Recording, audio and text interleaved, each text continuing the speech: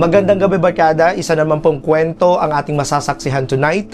Kasama po ang isa sa matunog na personalidad ngayon because of the success of one of the biggest events sa Zamboanga City at naging trending ng bonggang-bongga. Ladies and gentlemen, palakpakan naman po natin Sir Dexter Paclibar. Dr. Dexter Paclibar of Zamboanga Peninsula Polytechnic State University. And Sir Dex, thank you very much for having you tonight. Thank you also for inviting me. Such an honor to be here. Nako, ako nga, to be honest, ako nga talaga kinakabahan talaga ng bonggang-bongga because syempre the Dexter Paclibar. But anyways, welcome to Talk to Chico. Thank you po. Salamat. Ayun. So by the way, let's put sa lighter lang muna tayo ng bonggang-bongga, di ba? Huwag muna tayong mag-deeper talaga. Sino ba ang isang Dr. Dexter Paclibar as a son, as a brother, and as a member of the academy? Let's begin with as a son. Actually, as a son, so to tell you honestly, my both parents died when I was in high school. So maraming mga pangyayari sa akin in my life na may mga struggles sa buhay ko. But nevertheless, I've been always saying in myself na as a son na isang obedient. Kumbaga, nakikinig talaga sa mga parents kung ano yung sinasabi nila. Kasi takot talaga ako sa tatay ko. Takot sa And di ba nabanggit mo na wala na yung parents mo? Anong age ka nun, sir? Like, I mean, during high school, college days? It was when I was high school pa lang ako. First year high school po sa Don Pablo Lorenzo Memorial. So, technically, during that time, kayod talaga with your brother? Yes, kumbaga, nag-change talaga yung life ko when my mother died when I was high school. Nag-change talaga yung life ko just because of that. Kasi yung una yung namatay yung mother ko, then followed by my father. So, nung namatay yung mother ko, so nag-change yung life ko. Kumbaga, iba yung buhay ko na nangyari doon. Kasi nung buhay pa yung mother ko, andun lahat. Yung ano yung gusto ko, binibigay ng mother ko. But iba din talaga kasi pag alam mong may parents ka pa, yes, di ba? And so at that point, Sir Dex, nung namatay ang parents mo, so you have a brother, di ba? Ilan po ba kayo magkakapatid? Actually, sa nanay at sa tatay ko, dalawa lang kami. Okay. So ikaw yung tumaguyod noon? Opo, sa side ng father ko, 9 po kami lahat. Okay. Yeah. So, technically, naging breadwinner ka for your brother.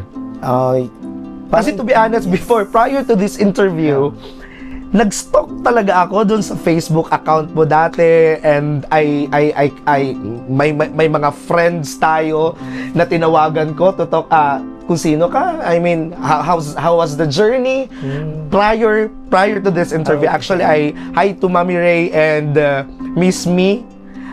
Si Mami Kenny, ayun, and there was an information na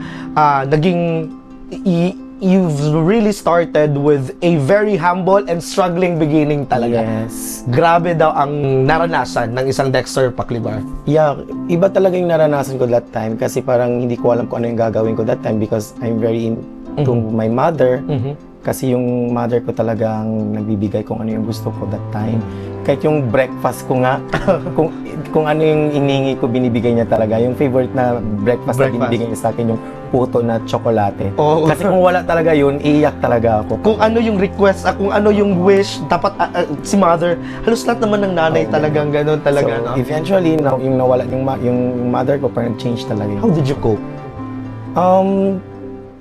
with that situation? I know it's really hard. Yes, it's diba? Yung really nasanayan mo na may mga tao kang, diba? Yung sabi mo, request mo na ganito, tapos biglang ibibigay sa iyo, then eventually mawawala. It's very hard that time kasi naghiwalay din kami ng kapatid ko. Kasi yung kapatid ko kinuha ng tatay ko. Sumama yung tatay ko sa second wife niya. Actually, yung mother ko is a third wife.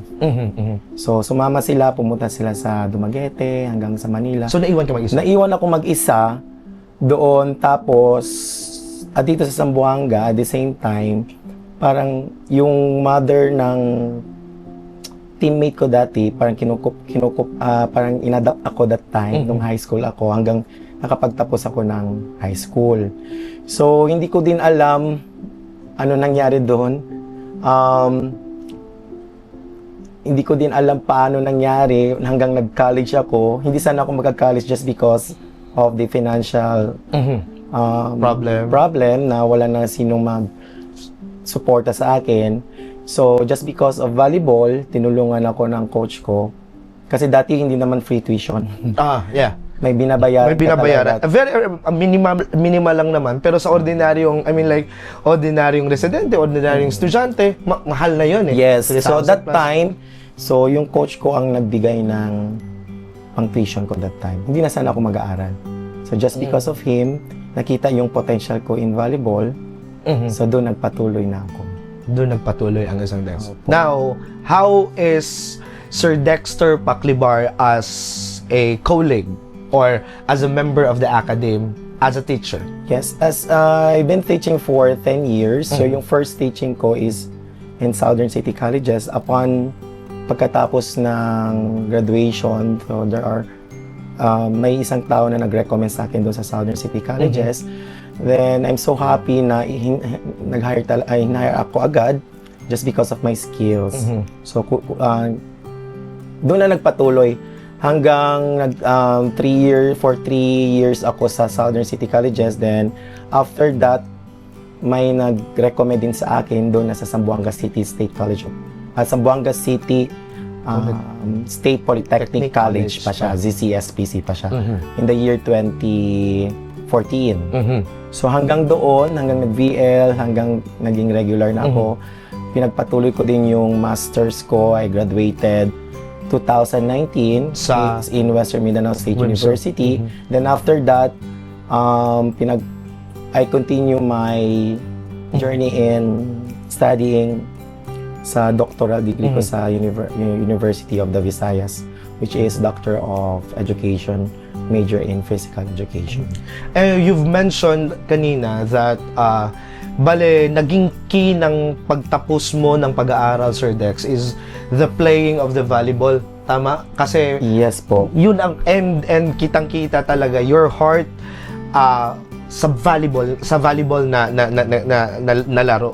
Paano ba nagsimula ang isang Dexter Paclibar sa larangan ng volleyball? I've been playing when I was elementary, grade 5, grade 6, hanggang sa high school. Nakitaan din ako ng potential, hanggang nag-regional player din ako. So, hindi din ako nakapag-experience as palaro player just because of some reasons.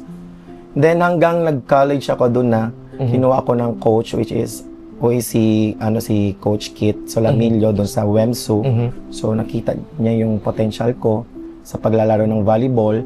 Yun talaga, nag-change din yung life ko. Kumbaga, doon lang ako kumukuha ng lakas sa volleyball. Then, natuto na din ako paano mag-officiate as one of the technical officials in volleyball. So, kumbaga, yun ang way para makapagbili ako ng mga projects. Okay. Makapagbili ako ng mga gamit. Kasi binabayaran. Yes, requirements sa school kasi binabayaran man kami after the game. Officiating. Yes. Okay, so as a teacher, sir, di ba, there are instances talaga hindi natin maiiwasan na, alam mo yung, there are people may mga doubts ang mga tao, mga, Yes. In our working environment, may mga doubts, especially if we are beginners, di ba? Meron talagang ganun. Hindi mo yan So how do you handle those things? So, hindi natin maiwasan yung mga ganyung doubtfulness ng mga tao. So, all you have to do is to do your work. Kumbaga, the passion and dedication, pag andoon talaga, may mga magandang outcome talaga na mangyayari. Kasi sabi ko nga sa kanila, if you love of what you are doing, there will be a good result. There will be always a good outcome. So, it's a challenge for you also na may mga nagsasabi or doubtful sa mga kakayahan mo. Pero, andun na yun eh, hindi natin yan maiwasan eh. Huwag na lang natin silang pansinin. Basta gawin mo na lang yung anong dapat. Pero minsan di ba, if pag sobrang daming loads, but anyways, paano ba may mga times ba, Sir Dex, na you almost give up of chasing your dreams? Then ano yung mga bagay na ginawa mo of still continuing? Who pushes you or what pushes you to do continue pa rin? Sabi ko, di ba, namatayan ng parents, iniwan ng kapatid, sumama si kapatid sa tatay, iniwang mag-isa, tabus ka manera pakilaya man sort out pwede buska sen para pag tuition, para pag requirements sa school. So those are things na alam mong pag magsabay yun, pwede kang paano pakilaya ba yoste? So how do you handle those things, sir? Yes, I've been always experiencing problems and struggles in my life, but I always use them as stepping stone. Then make a stronger fight. Kasi, to tell you honestly, wala akong goal. Kumbaga, hindi ko alam, wala akong, kumbaga sa lesson plan, kailangan natin may mga dapat gawin. May diba? dapat may gawin. Plano. Pero sa akin parang wala lang. I just keep on praying. And God is good. Yung nag-start talaga na graduate ako, from the start po ng program sa graduation hanggang natapos yung graduation, umiiyak lang ako. Kasi hindi ako makapaniwala na kapag-graduate na ako. With all the problems, with all the obstacles that I experienced during my college days. But, parang gano'n lang, just go with the flow. Basta wala kang inaapakang tao, okay na yun. Alam mo, you remind me of someone talaga, Sir Dex, that may professor ako dati sa WIMSU nung nasa College of Education pa ako, and may his soul rest in peace, si Professor Racho. Sinabi niya talaga that minsan it's good to tignan kung ano yung gusto mong marating. Yes. Tama 'yon. Pero sometimes you have to be productive, maging happy of kung anong meron ngayon. Correct. Kasi everything will follow. Yes. 'Di ba? If doon ka talaga dalhin ni God, then doon ka talaga dadalhin ni God, 'di ba? Now, eto pinaka mainit-init pa to ngayon 'di ba? Yung mainit-init na Zipsu Sports Festival 2025. Opo. When the university assigned you to be the head or ang mag-spearhead ng Zipsu festival, what was your initial reaction? Kasi hindi madali di ba? Hindi madali. From the planning, yes, to the logistics, sa mga anong wala during the event, ano yung mga kulang na kailangang may mga timeline tayo, may mga deadlines tayo. So, what was then your first reaction? Actually, pag mga ganyang event, kasi it's not easy to prepare. Lalo na pag walang budget, wala kang concrete plans on that particular event. Budget talaga, isa talaga sa main concern. But yung first reaction ko is very pressured that actually this is the third time. The third time na ginawa namin to. Pero sa tatlo, parang ito, yung 2025 po ang may pinaka daming positive talaga. Yes. Positive na impact both students and the outside community. Di ba? Sabi nga nila, every time na may mga event tayo, nag-upgrade talaga or nile-level up natin kung ano yung pwede pang ibigay sa mga estudyante. Kasi I've been always saying na ginagawa ko to just because for the students to be happy. Yun lang, sila lang talaga ang main purpose. Students, ang employees, especially our University President, Dr. Nelson P. Cabral, na sinasabi niya sa akin always, gatrust ko sa imuha, ana. So, dapat natin ibigyan ng magandang resulta sa mga ganong bagay. Kasi they always give the best. They always give the trust and confidence to you. It's nice to experience, sir, that in doing some projects, in doing some activities, that there are a lot of people who, that sumusuporta sa'yo. Yes. Di ba? Nagtatrust sa'yo. Pero, hindi din natin maiiwasan that there are people na nag-aantay lang na nagkamali ka or Correct. papalakpak sa'yo pero nag-aantay na magkamali ka. And I'm sure may mga ganon. So, with the success of the ZPPSU 2025, ano yung message mo sa kanila? Ano lang. Smile lang, positive lang. Smile lang. Walang, hindi ko naman dito ginagawa para sa kanila. Sabi ko nga, para sa estudyante. Para sa ko. students. So, whatever will be the negative feedback na binibigay nila sa akin, it's okay. Kasi ganun man talaga. Kasi We cannot please everyone naman. We cannot. Yes. Totoo yan. We cannot really please everyone. May mga tao, ang mga tao may sasabihin talaga. And especially, in every organization, politics andun pa rin eh. Pasok pa rin si politika dun eh. So, wala. Smile lang talaga, Sir Dex, nung time na may mga naririnig. Sabi ko, dead ma lang. Dead ba lang? Kasi nakita ko talaga your reaction, your genuine reaction during the closing. Halos lahat kami napaiyak. Kasi umiiyak ka, Oo. 'di ba? Umiiyak kasi alam mo yung struggle na morning pa, sleepless nights, yung hindi ka makatulog kasi may importante pang yung gagawin bukas, tapos wala pa, hindi pa kumpleto. But grabe yung iyak mo doon during that time. Yung emotion. Both ba yun? Yeah. Both natapos na ang stress, masaya na or what? Mixed emotion kasi syempre, I'm very thankful and grateful nga. Sabi ko nga sa inyo, nung last time pa na masarap talaga gawin yung mga bagay-bagay na andyan yung mga tao na sumusuporta sa'yo.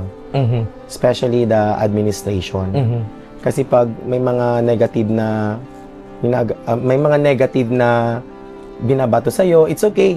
Kasi andyan yung mga support system mo sa likod. Kasi sila talaga yung naniniwala sa'yo kung ano yung pwede mong gawin. So, yung that time talaga mixed emotion, andun na yung pagod, andun na yung tuwa, andun na yung kasi nagpasalamat talaga ako sa mga guards, sa mga janitor kasi tinutulungan talaga kami that time. Grabe yung preparation talaga, sir, no? The competition. Yes, the preparation. The Sabi ko nga, preparation. next year, pressure na kami kung ano yung pwedeng gawin. Anong gagawin? Dapat male-level up talaga ng bonggang-bongga. And I'm sure naman with the support of your visionary president, Dr. Cabral, kaya naman yung ma-achieve, no? Kaya naman, of course, with the help of our team, yung College of Physical Education and Sports, especially yung sa Sports Development Office. So, kaya naman. In God's. So, that's one thing na gusto mong maiwang legacy for the Zipsu. Legacy? Opo. Kasi, syempre, di ba, ano yung bagay na gusto mong, bakit mo to ginagawa for the Zipsu? For the Zipsu community? Kasi I'm a former player. So, alam ko ano yung nararamdaman ng mga players, kung ano yung kulang. Kung ano yung magpapasaya sa atin na joining the local or national event, parang ganon. So, kaya yung last time din na sumali kami sa Mindanao Association of State Tertiary Schools Incorporated last time sa Oroquieta City and the rest of the mass games. Lagi ko talaga sinasabi na thank you Lord for achieving this kind of achievement kasi parang it's a dream come true kahit na hindi ako ang nakapag-experience as a player, pero naibigay ko sa mga player kung ano yung pwedeng ibigay, like yung complete uniform, sapatos, may mga allowance. Totoo yan, sir. Sabi nila, yung mga bagay na hindi natin na-experience, binibigay natin sa ibang tao because we are healing our inner child. Yeah. Ito yung mga bagay na gusto ko before, pero pinagkait sa akin ng panahon. Correct. And it's about time na may given the chance of putting you sa ganitong setup, yung mga dreams ng mga players. Grabe yung love mo sa mga players, sir, no? Yes, sabi ko nga sa kanila, mas masarap talaga masarap yung pakiramdam kung ano yung pwedeng ibigay natin sa mga players. Kasi I'm a former player, sabi ko nga na hindi ko naranasan before. So, pwede kong maibigay sa kanila kung anong pwedeng ibigay sa kanila para at least masaya din sila. Kasi motivated din sila sa paglalaro. Oo naman, pag kumpleto lahat, di ba? Kompleto lahat. Kompleto lahat. Kasi iba yung feeling na pagpupunta ng isang sporting events, tapos yung ibang delegates kumpleto, may mga jacket, may mga ganito, tapos ngayong grupo ninyo wala kayong kulang sa ganito, parang nakakababa ng confidence ng mga atleta at some point, 'di ba? Bilang atleta din, 'di ba? So medyo that's really one thing na thankful ang ZPPSU of having you because you have that kind of mind, sir, na of not kasi sa Pandos Los Buenos, there are people kere-kere, manhandle, ansina klase, not because but they don't have that pure intention for the players, for other people, but they have the intention of, may mga personal intention sila of spearheading a particular things like that. Kasi I believe that sports can really change our lives. I'm the living legacy. Oo nga eh. I'm the living. Totoo. Kasi sabi ko nga kanina, sports talagang nakapag-change ng life ko. So kung ano man ako, kung ano yung meron ako ngayon, so dahil sa sports, yan yung totoo kasi nakapag-aral ako, nakapagpunta ako sa iba't ibang lugar. But not everybody knows your story, sir. Not everyone. And it's actually my privilege of, at least you've shared your story. Yeah. And I hope and pray na marami pa. Sa lahat ng mga, syempre, di ba, ang daming mga estudyante na konting imik lang, konting ganito lang, feeling nila, napakalaki na ng kanilang mga problema. But this is actually one example, a living example, that struggles in life is not a hindrance for our success. Indeed, yun talaga ang totoo. Yes. Di ba? Balita ko na napadpad ka pa sa Canelar ba yun?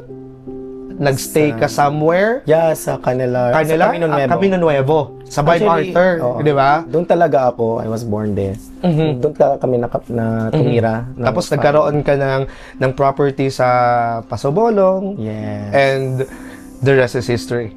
Yes. Okay. Po. So doon sa bahay namin doon sa Camino Nuevo, tatumbay lang gad kaler casa. As yun. Kabar na kami agwa, kabar di amon puerta, lang, sako lang. Na, amagad sa realidad. Ayan na Camino Nuevo. I'm quite interested on what happened sa iyo, sir. Nung time na, balikan natin yung storya, nung time na namatay yung mama mo, namatay yung, kinuha ang kapatid mo, tapos ikaw lang mag-isa. So, ano yun?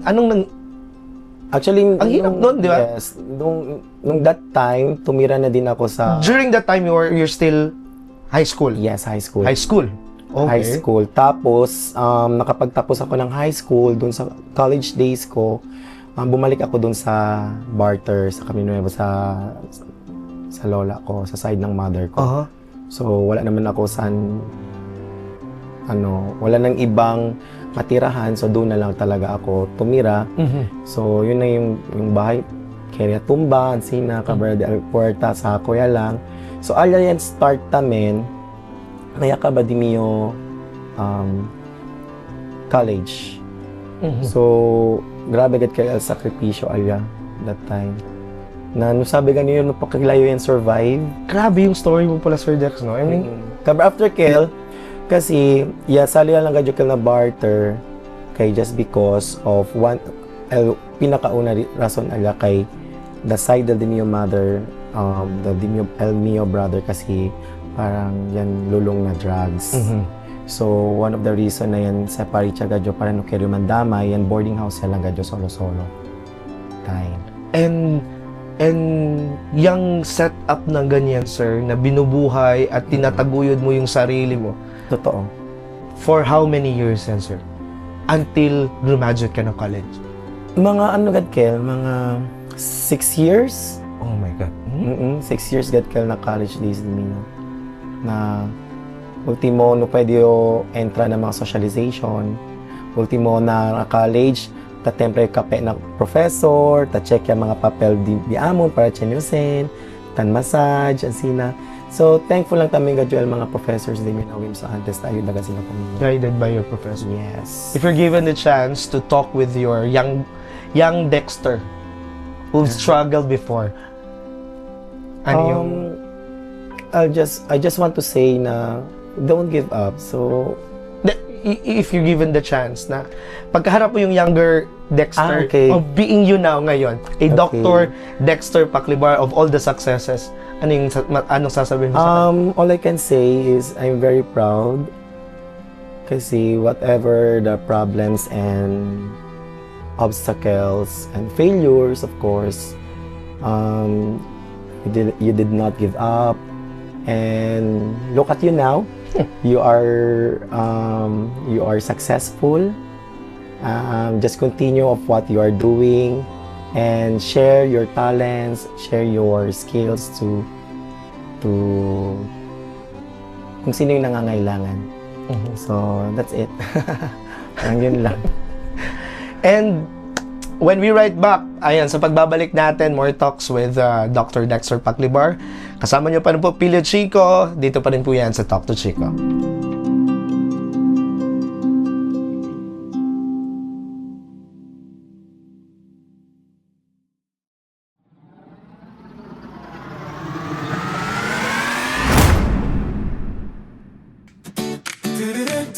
Mga barkada, Pilio Chico po, samahan niyo akong tunghayan ang iba't ibang storya ng mga ordinaryong tao na may extraordinaryong kwento.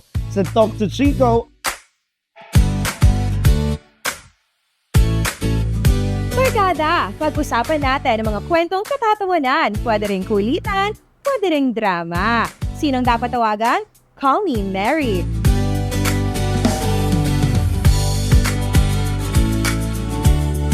tara na, bisitahin ang iba't ibang mga lugar sa Micomag.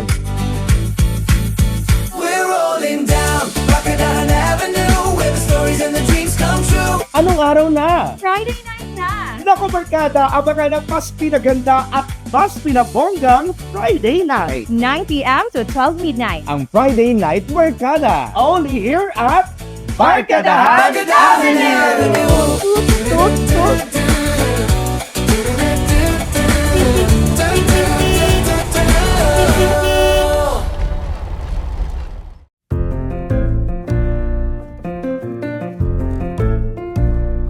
And we're back. Kasama pa rin po Dr. Dexter Paclibar. Dito pa rin po yan sa ating Talk to Chico. And once again, Sir Dex, let's go back with the graduation moment. Okay. Let's go back with the graduation moment na sinabi mong from the start kasi hindi mo in-expect na naitawid mo. Di ba? During that time, Sir Dex, how does it feel na march to na aisle na wala si mama mo? Having like, syempre may mga ganun eh. Sila, andun yung mga nanay nila. Di ba? How does it feel? It's very hard, pero I'm very happy. Kasi at that time, after the graduation, yan diretso yun na San Roque Cemetery. Kumbaga, yan, thank lang yun kay just because na parang, yan, kumbaga, I just felt that she guided me all the way from first year college up to, actually 5 years gadyo na tertiary, na gadyo pwede man expect na gradua gadyo. So, it's really hard kasi I saw my classmates bringing their parents. So, iyo, yan liba lang yun di mio auntie, on the takeda mio hermano. So, it's very hard. Pero, happy lang gadyo kasi parang chene gadyo ko sa pwede man damira na di mio nana, mang ay yan pwede yung man survive na di mio college days. Kumbaga, iyogad ka na todo yung mga hermano. First time, na 9 kami mga hermano na niside na di mio tata na iyogad first na gradua. Alam mo, from the puto na gusto ni mama mo, na gusto mo na feeling ko talaga grabe yung guidance ni mami mo, no? Yeah. During that time sa struggle, hindi nawala ang mami mo doon. Up to this now, I can feel her presence. Kasi pwede ka jo ablamang thank you so much for the guidance. Thank you for the values na yadala to kumiyo. Kasi antes, I remember elementary, tabende kasi di minanap toron, lumpia, mga merienda. Kabar, I saw her na tamandale mandebe na mga bata na nuwaisen.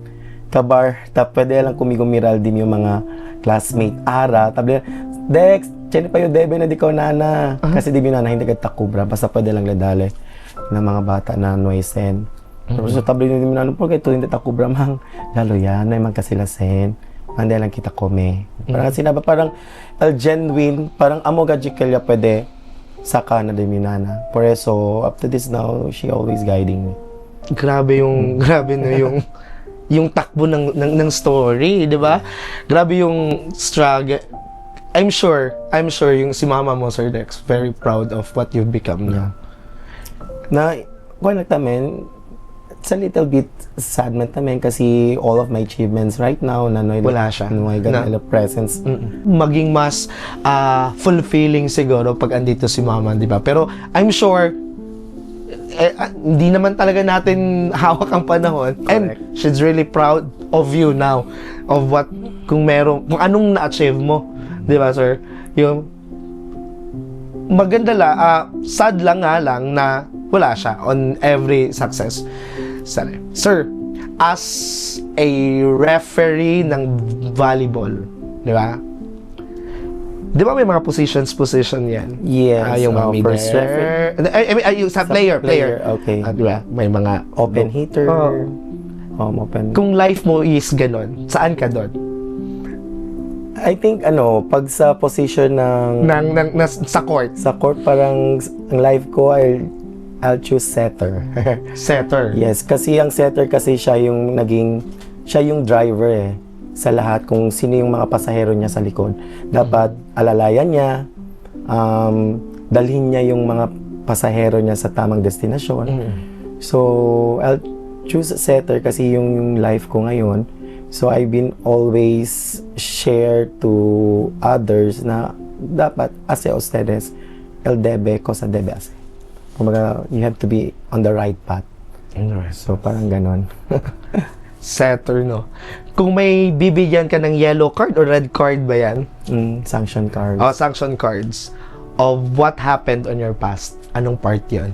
Pag bibigyan ka, red ba ang pinaka... Yeah. I'm not, sorry pero hindi I am not so particular. Wala talaga. Yellow card at saka... Red card. Pag may bibigyan kang red card on some point of your life from the past, ano yun? Na hindi na sana to nangyari. I think yung ang hirap. Oo. Ang hirap. Pero, may mga bagay na nagpapasalamat din ako kasi parang yun din yung rason na kung bakit ako nagkaganito, bakit ako nag-push. This is one of the reason behind why I am very motivated na nung pinalayas ako sa bahay ng half sister ko kasi parang hindi ko nagawa yung dapat gawain sa bahay. So doon ako nagsimula din na para bumangon at Pinalayas ka dahil lang doon. kasi hindi ako nakapaghugas ng plato kasi yung water kasi doon every dawn lang may tubig. So may mga pagkakataon na hindi ako nakapaghugas, parang yun na yung rason na pinalayas na ako at sinabihan ako na hindi na nila kayang isustento yung yung pwedeng ibigay ko nung high school pa ako that time. So yun yung rason na bakit ako pumunta sa nanay ng ng teammate ko sa bahay nila. Doon ako inadapt nila ako. Okay. So hindi ko siya mabibigyan ng red card kasi parang yun yung magiging reason The pain motivates you of doing, pushes you, di ba? Pushes me to do good and to do more, parang ganon. To do better.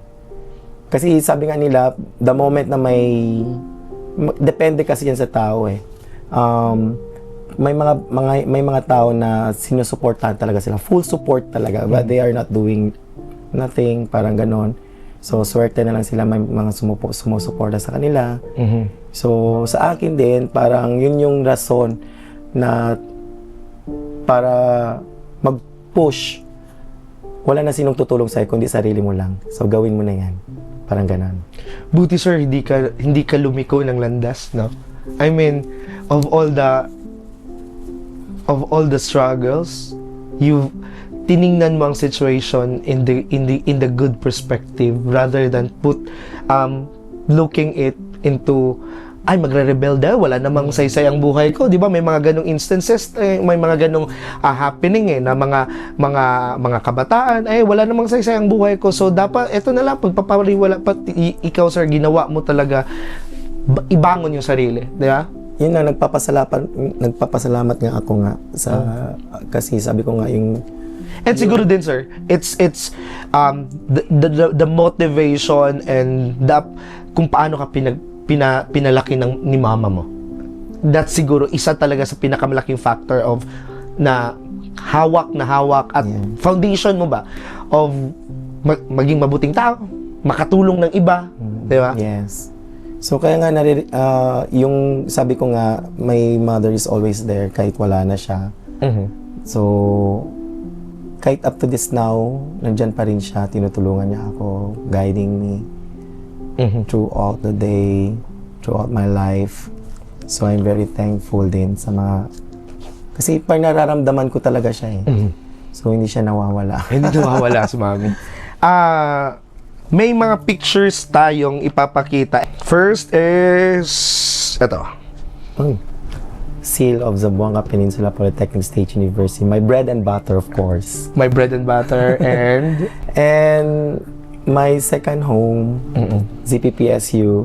That's why I'm always saying na this is for you students, for ZPPSU. So,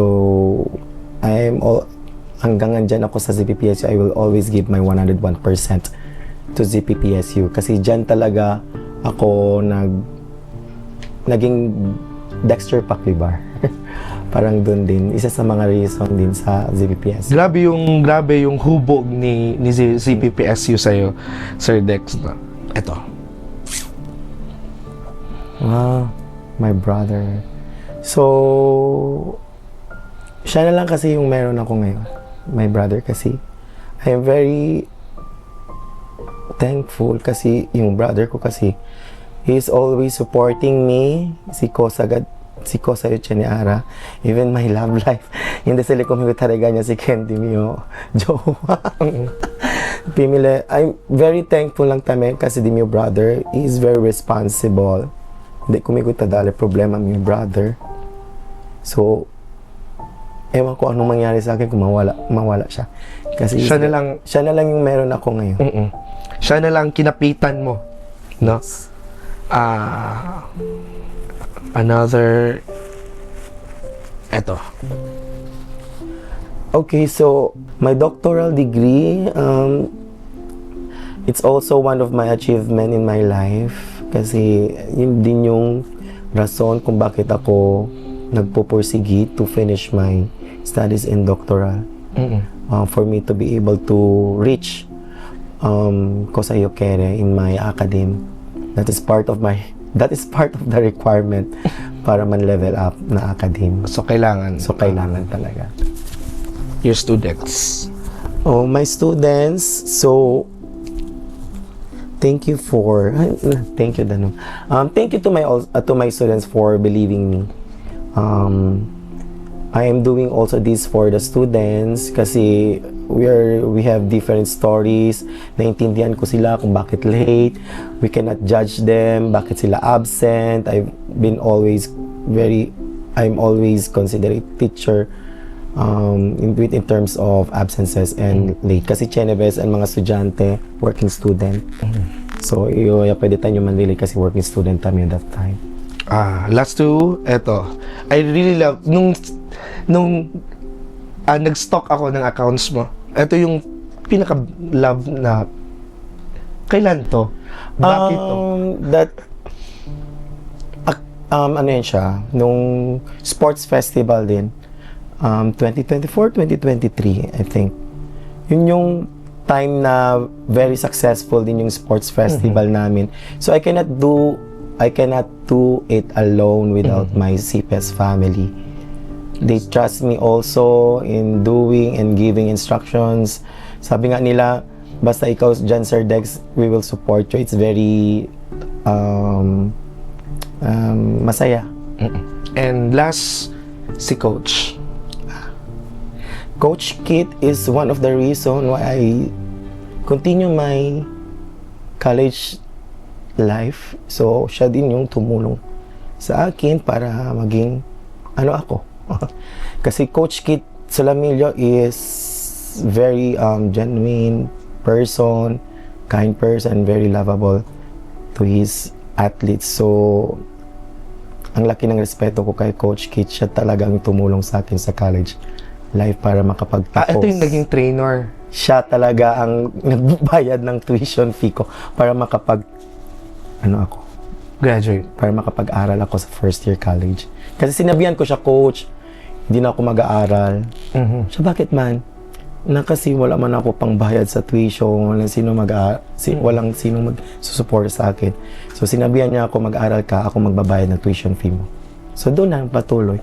Tinulungan niya ako maging mag-serve as technical officials. So lahat ng palaro dito sa Brent, Pilar College. So kami ang pumipito dyan para may pera lang. And lastly, Sir Dex, your message to the striving people, yung akala nila wala nang patutunguhan because of kinalimutan ng pamilya, wala ng parents. What's one thing na pwede mong sabihin or message for them? There will always be a reason behind bakit may nawawala sa atin. So the main purpose, alam niya ng Panginoon kung anong pwedeng ibigay sa atin. Kasi sabi ko nga, there will always a big reason bakit nawala yung mother ko. For me to strive hard, for me to stand alone, for me to become the best version of myself. So, sa mga nakarelate dyan sa story ko, so you have to do, don't give up, just keep your faith and always pray to God. Kasi God will always there for us. Put God in the center of everything and God will do the rest. Thank you very much, Sir Dexter. Thank Maraming you so maraming much. salamat. Maraming salamat sa pagsama sa isa naman pong makabuluhang edisyon ng ating Talk to Chico. Hanggang sa muli, see you next Monday. Maraming salamat. Pilio Chico po.